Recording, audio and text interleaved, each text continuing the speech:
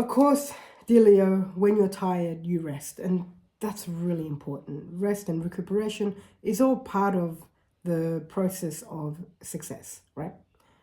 You don't give up though. No matter what, you don't give up. There's surrendering, and surrendering isn't giving up. Surrendering is acceptance. So for example, could be the acceptance part for you could be, I feel really tired. Okay, just accept that you are tired and take some time to rest.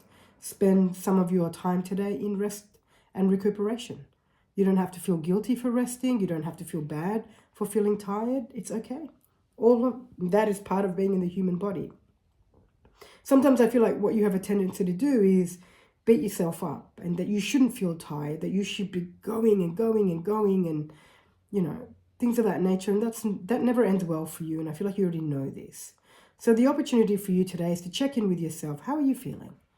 If you're feeling tired, put your feet up, relax as much as you possibly can. Allow your nervous system the opportunity to feel as deeply relaxed as possible. And usually that can happen based on the conversation that you have with your body, with yourself, with your nervous system. And maybe the conversation needs to look a little bit like, hey, it's okay. You can rest today. You don't need to carry anything. You don't need to figure anything out.